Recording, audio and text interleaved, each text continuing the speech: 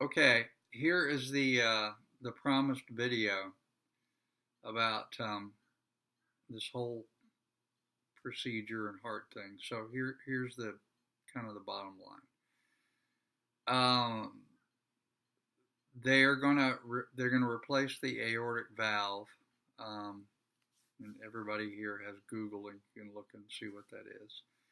And essentially, it's the valve when my heart squeezes the blood out to the brain and to the body. The valve that goes opens up for it to go out doesn't close properly, and it leaks, and it's basically ruining my heart.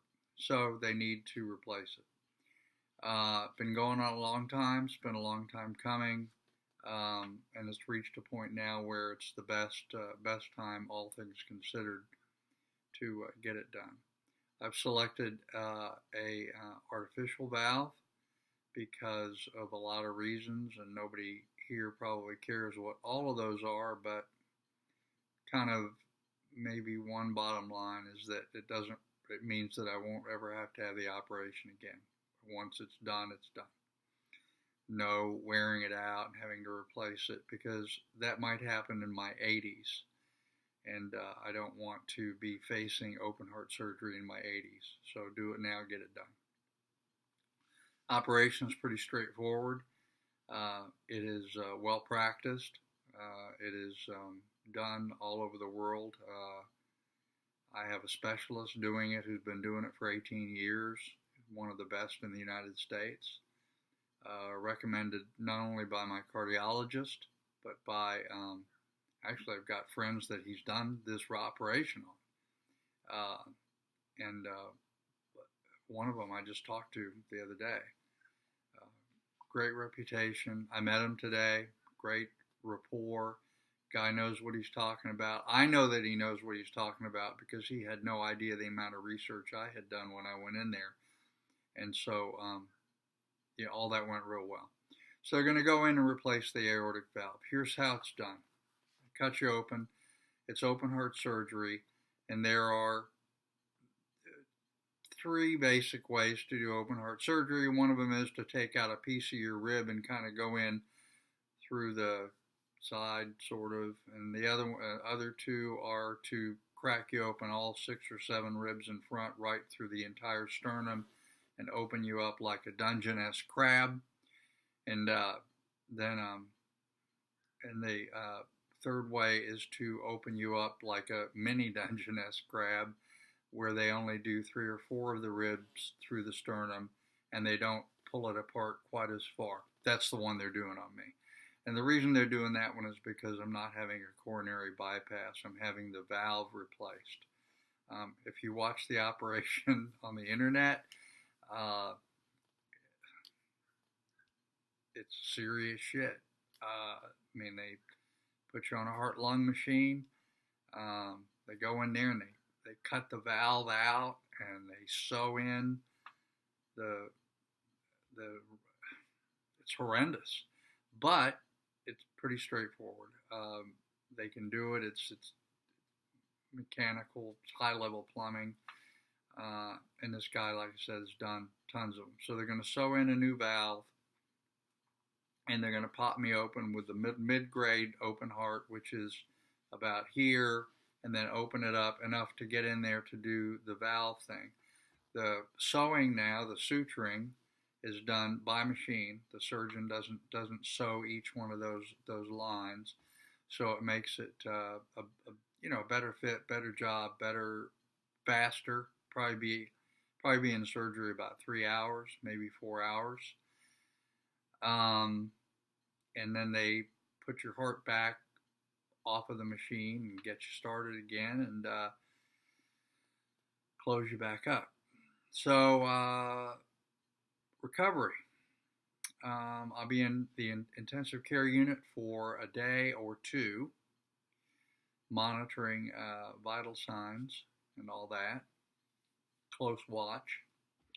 And then I will be in the hospital for about 4 more days, maybe 5. Total of 5 or 6 days, they're thinking. And no complications, and I get out. And then a week after that, I got to be back in the guy's office for a post-op to look at it. So that's that. Pretty much be an invalid at that time. As far as you can get up and get around, you can walk around, but not gonna be riding any bicycles or practicing any martial arts. Um, at about the 3 week mark, 4 week mark, you start to feel human.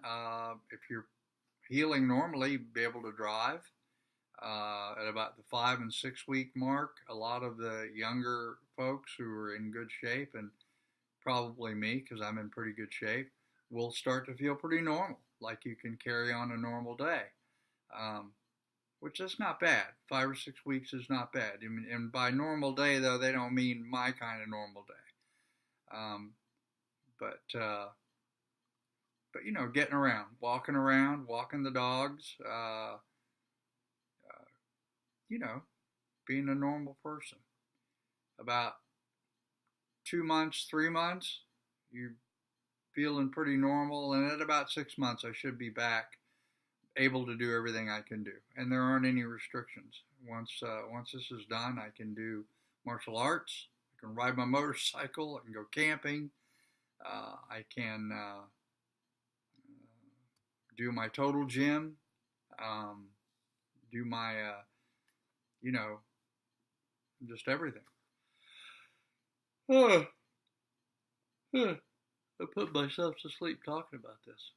So it's doable. There's no choice. Long term recovery after about 6 months to 7 months or so, you're good to go. Assuming that you don't have any complications, and you're good to go. And I actually should be healthier. I should be getting a better heartbeat, better heart function, better oxygen to my brain and to my body. So I feel pretty good now, and I should feel better. Long term, no changes to my longevity. If I was going to live to be 100 years old, then I'll still live to be 100. This isn't going to change my longevity. There's always a chance that something can go wrong with it. One of the things with the artificial valve is you got to take blood thinners, but I already take them. I've been taking blood thinners for 12, 15 years. So that's like there's no change for me. And this particular valve, which is the Onyx, O-N-Y, I think it's O-N-X, top of the line valve that's recommended by both my cardiologist and the surgeon. In fact, the surgeon said that if he were going to get a valve, that's the one that he would get. The Onyx valve, they have hinges. I mean, they go, and they hinge. So you can't let them get clogged up. You can't let the blood coagulate. So blood thinners, and that's a lifestyle changer in that if I got in a real bad car wreck or motorcycle accident, you can bleed internally. But, that's been the case since the year 2000. And in fact, in 2014, I was in a bad motorcycle accident. I tolerate them well. So the long-term prognosis is good. Longevity is unaffected.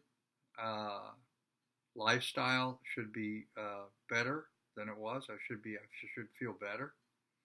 Heart function will be better, and also lungs and stuff, and maybe even kidneys. So, I wish I didn't have to do it, but I do. And going to do it. Let's look at timing. Timing will be on the 26th of October, which is a Thursday. Probably be one of those 0 dark 30 things. I don't know how they'll do it. Take me in there and just do the whole thing. And I'm scared, of course. Anybody would be. I mean, it's it's easy to talk about cutting your sternum open and pulling your rib cage apart and sewing and putting you on a heart-lung machine and sewing in and cutting out a piece of the interior of your heart and replacing it.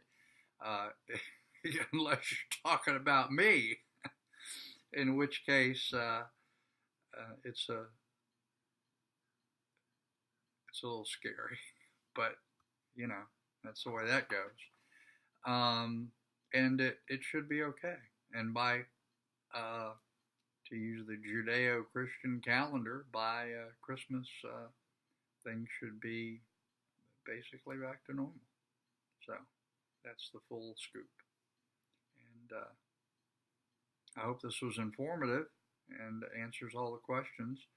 Let's see, I covered the incision, I covered the recovery, I covered the longevity, I covered the type of valve.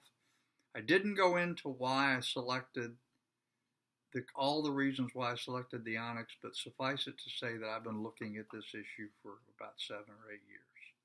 So I know a lot about the porcelain, the ceramic valves and the artificial. Well, they're all artificial, but I mean the biological valves and all that. So I think that covers it, and that's the full story.